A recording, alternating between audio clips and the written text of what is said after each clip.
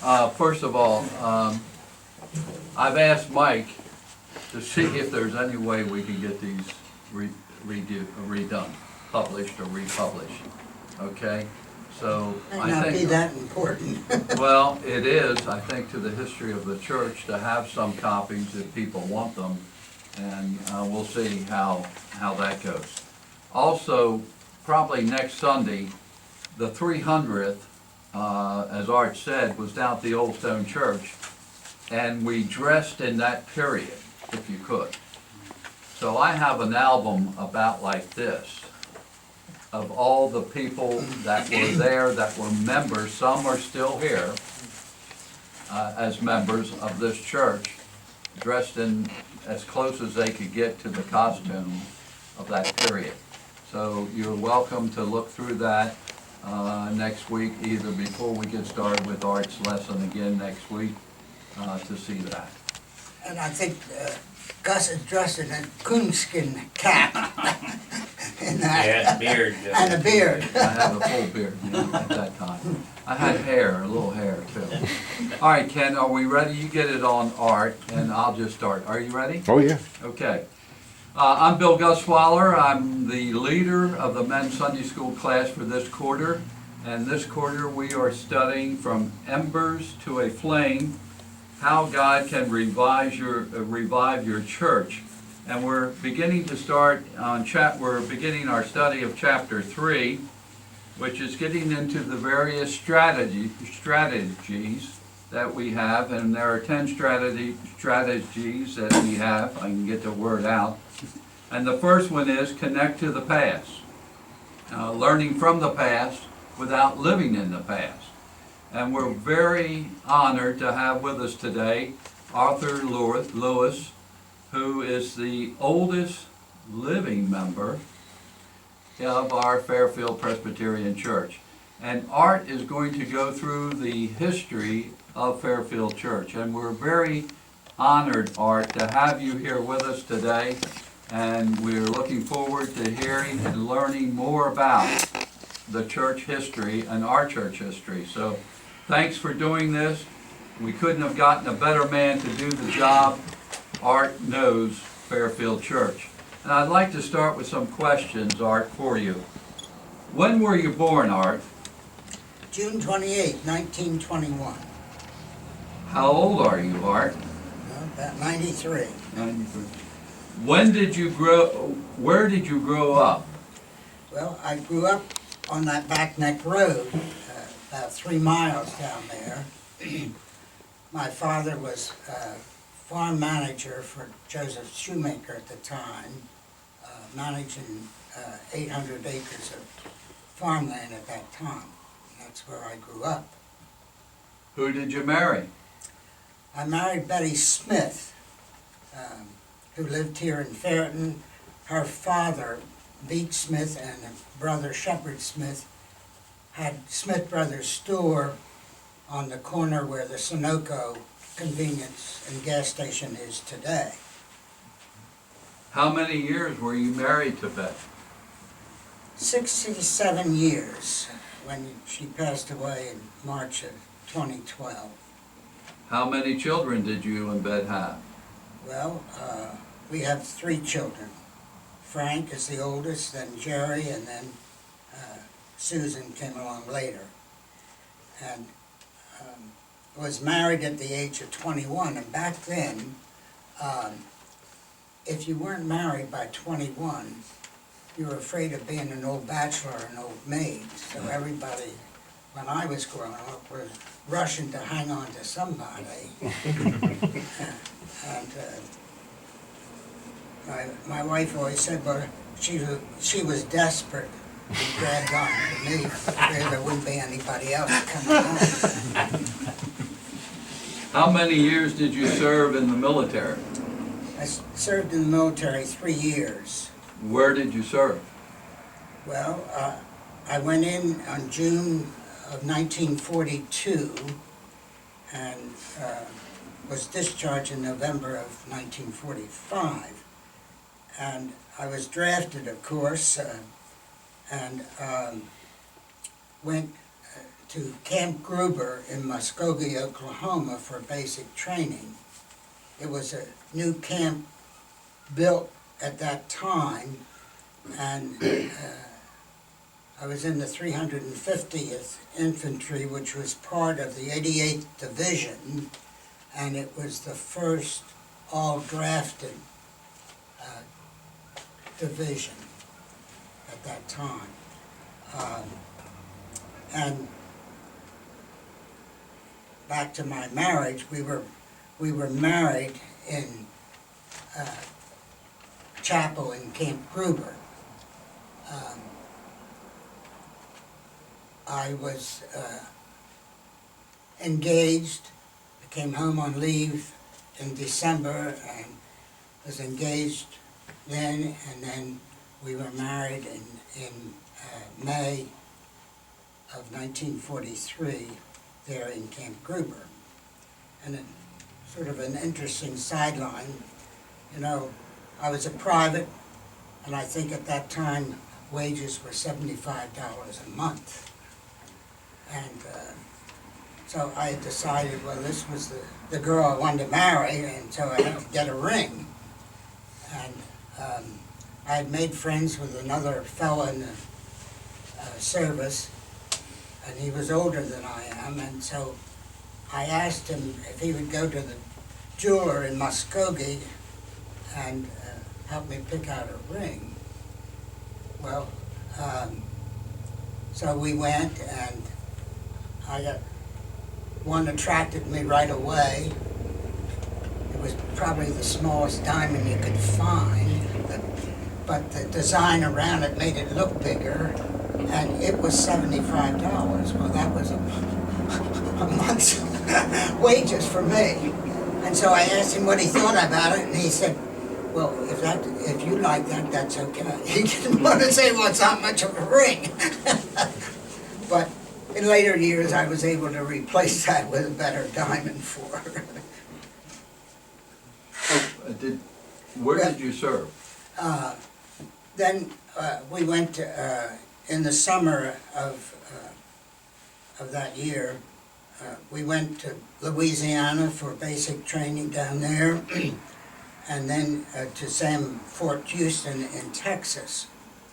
And in December of that 43, we sailed from Camp Patrick Henry in Virginia, which is near Norfolk. We were 20 days going across the Atlantic Ocean because they had to zigzag because of submarines. I thought I'd never see land again. And we landed in Oran, Africa, which is in Egypt, on Christmas Eve. And we unloaded on Christmas Day with mud up to our ankles almost. And they tried to serve us a turkey dinner for Christmas, but it didn't seem like much at the time. But from there, after a month's training, we went to, landed in Naples, Italy, and just followed the war up the boot until the war ended when we were in northern Italy. How long have you been a member of Fairfield Presbyterian Church? 80 years. Okay. I joined when I was 13 years old, went to a community class, and then joined at age 13. How many offices have you held at Fairfield Presbyterian Church, and what were those offices that you held? Well, I can only think of two. Sunday school superintendent for 25 years, and an elder. And I became an elder, probably the youngest elder at that time, because you usually thought that the elders at the church were usually older men, more mature and with more wisdom. But they I don't think they had much to select from. They needed some younger blood, so it was 27 when I was ordained as an elder. And how many years before you became elder emeritus did you serve as an elder? 48 years. What was the highlight of your service over these many years?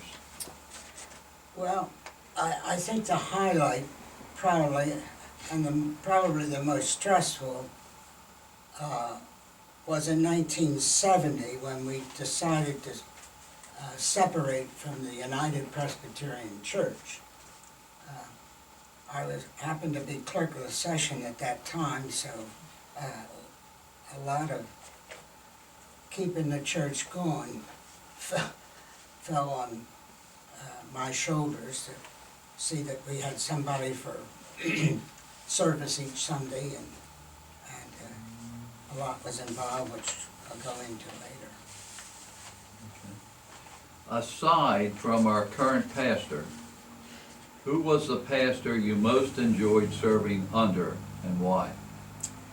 Well, as you look at the list, there's a Paul Stawning, a Ralph Tamaccio, and a Lincoln Griswold. And they were all young graduates from Princeton Seminary and were all good leaders. And I think I enjoyed working with all three of them. But probably Ralph Tamaccio was the most, because he was the same age as I was at that time, and he had served in the Army in Quartermaster Corps in the Pacific. And he and Irma were very personable and easy to meet, and as our present pastor is. And his father was a barber in Frankfort, Philadelphia, and he was married at that time, and Irma had worked as a secretary in a utility company in Philadelphia. And when they left Fairton, my wife and I and a few others in the church followed Ralph from church to church. He left us and went to Hamilton, and then Carney's Point, and then he went out of state, and so we just sort of followed him around, and at the churches where he went, they were surprised that a number of people would come to his installation service. And, he ended up in Cape May. He was a pastor there for quite a while. And both he and Irma's birthday came in July, a week apart, and we would get together every year and celebrate their birthdays together. And he had two children, Nancy and Tom. And Nancy, when he was pastor in Cape May, his daughter Nancy was married, and because I had done some decoration here in our own church, he asked me to come down and decorate the church down there. Well, thank you, Art, for answering those questions, and again, thank you for being willing, having the willingness to give us the history of our church. And we're going to turn it over to you now, and again, thank you so much. Well, I don't know how much you know about the organization of the Presbyterian Church, but the government of the Presbyterian Church is designed very much like our civil government. You have, and you're civil government, you have local township committee. Compared to the church, you have a congregation with elders who represent the congregation, the people of the church. And then in civil government, you have county. Well, in the Presbyterian church, you have a presbytery. And the presbytery makes up of teaching elders and a ruling elder from each church in the presbytery. And the PCA has just one presbytery in New Jersey. It covers all the PCA churches. In the original USA church, the presbytery was West Jersey Presbytery, which represented all the churches south of Camden. So it was a much larger presbytery. And then we have our state government. Well, in the Presbyterian church there is a synod. However, PCA does not have a synod as far as I know. And then you go to the federal government, well then we have a General Assembly, which meets once a year, and with elders, teaching elders and ruling elders, they gather once a year to conduct the business of the church. Our local church was organized in 1680 on the banks of the Cohansey River, where I told you earlier. And it was settled by Puritans from Connecticut, Long Island, and New York state that came down here to settle. And right across the river, of course, is Greenwich. However, their church was founded in 1707. And the first church that our church had on the Cohansey banks there was a log cabin. And then when it deteriorated, then a shingle construction was made. And in the graveyard, when they cleaned up, Ken, you remember before, they found grave markers of two of the early pastors that were buried there. And in 1729 to 1755 was a Daniel Elmer who served the church for 26 years. And Mike's trying to run competition with that, I guess. And then the other pastor that they found buried down there was a William Ramsey, who served the church from 1756 to 1771. He served there 15 years and died at 39, so he must have been a very young pastor at that time. And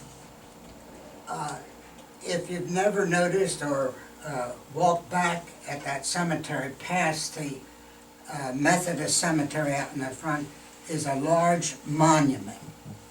And it was a monument that was constructed on June 15th of 1909 by West Jersey Presbytery, was erected to the founders, and the first church along the Cohansey was called the Church of Christ in Fairfield. And in 1909, the church came under the jurisdiction of the presbytery. And there were 26 men engraved on that stone that signed the agreement for the church to come under the jurisdiction of the West Jersey Presbytery. Now, the Old Stone Church was built in 1780, and it was during the Revolution that they decided, and why they decided to move, there's no indication whether the congregation had grown but decided to move down the road where the present Old Stone Church is.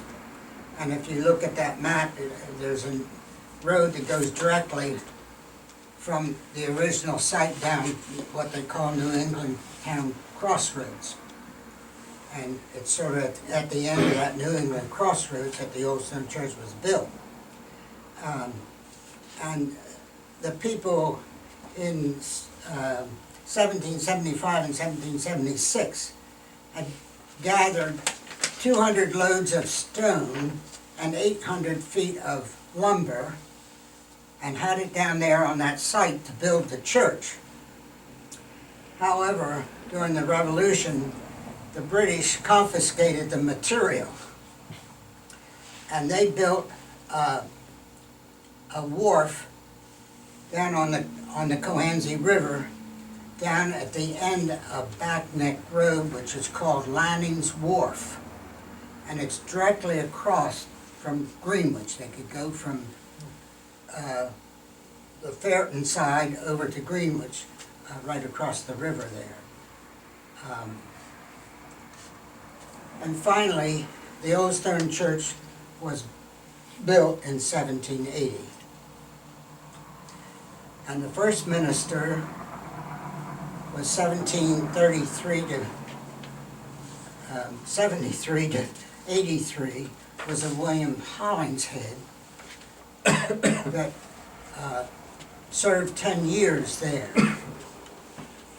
And the second minister is the outstanding one, from Ethan Osborne, who was there 55 years, from 1789 to 1844.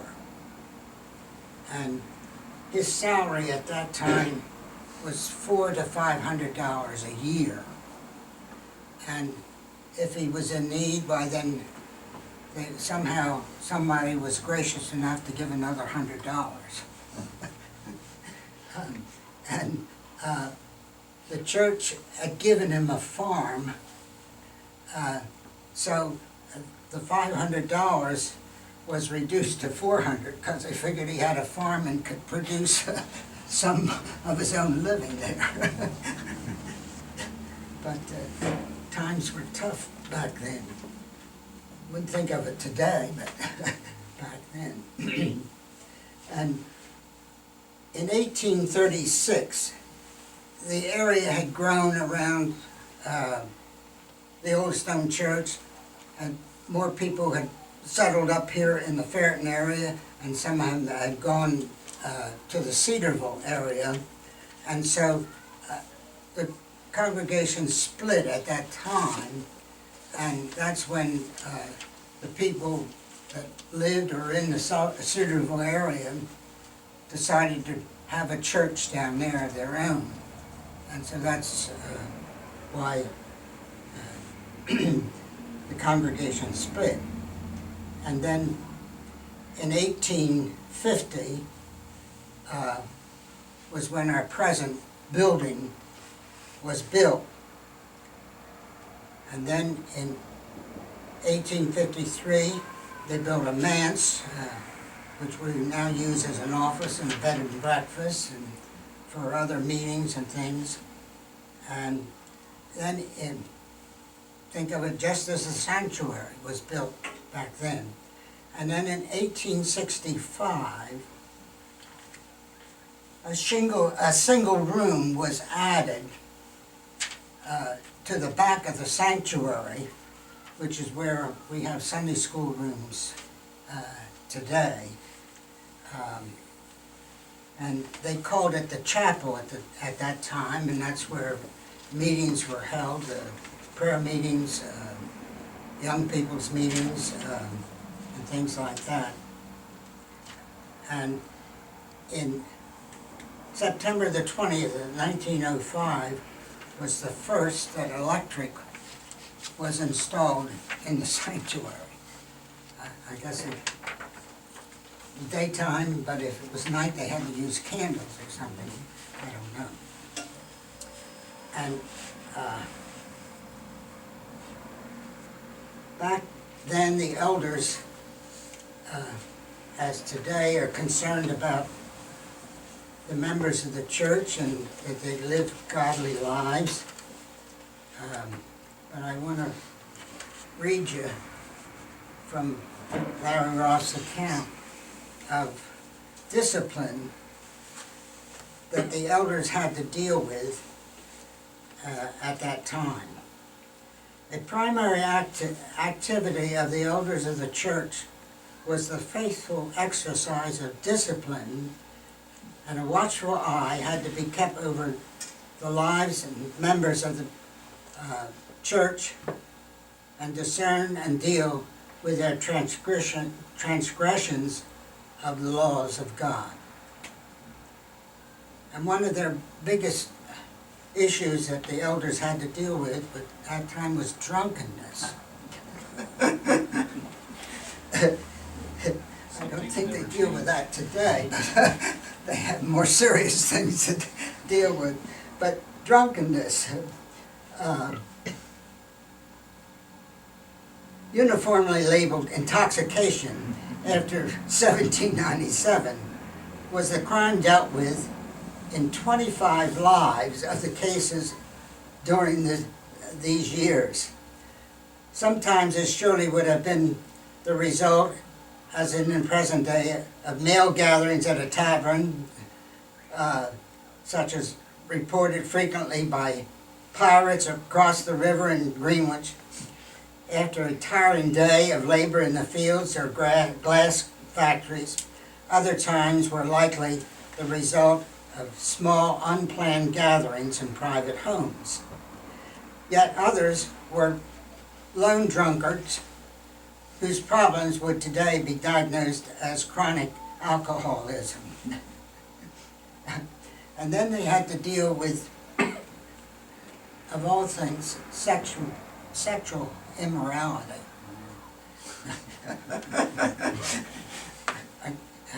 And it says, sexual immorality was not unknown within the community.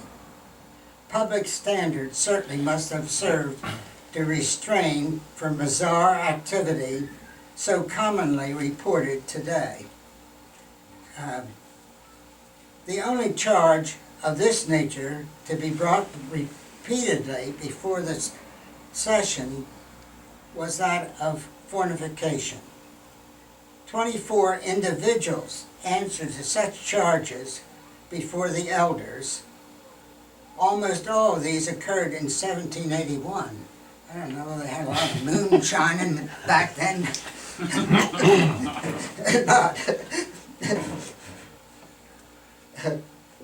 Many were husbands and wives at the time their cases were heard. One possible explanation is that the process of preparations for marriage, perhaps in counseling, the truth emerged that their passions had not known the patience expected of an engaged couple. Today that seems to be pretty common in my mind. We join together and see how it's going to work out before we get married. But apparently these couples all got married. They felt compelled to find release from their burden of their wrongdoing by confessing to their pastor what they had done. And this was the case with all. In 1789, a widow was charged with fornication with aggravation. So, in 1812, it was a matter of great violation of the 7th commandment, and in 1843, it was adultery in the 1st degree. So, they were some of the things that they had to deal with at that time. And how are we on time? That's pretty much the background of the beginning. And, Art, do you want to end there? well, I can. Or do you start in a new? Yeah, I could just give you this in anticipation of how we select pastors. We were a member of the West Jersey Presbytery, as I said, from 1909, and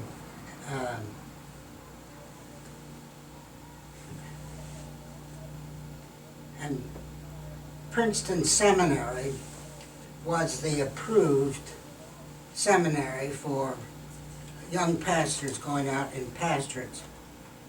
And if you didn't graduate from Princeton Seminary, you really hadn't had a proper education in their mind, and they frowned on pastors that didn't come from. And small churches like ours, this was a place that we looked to for a pastor. When you're without a pastor, the congregation appoints a pulpit committee. Member of the session has to be the chairman of it, and the committee can be any number, 3, 4. I think when we called Pastor Mike, there were 6 in the committee at that time. Ann Wilbert, Linda Kirchhoff, Leroy Hyder, Brenda Hildreth, myself,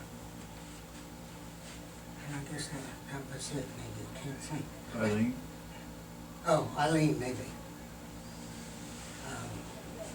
You try to, in selecting a committee, you try to get an overall view of people from the congregation. And so this is how you begin. And I'll go this far and that's all. As a small church, we had trouble getting pastors, and our problems began in 1964 when we were having difficulty getting a pastor. And I think I'll stop there.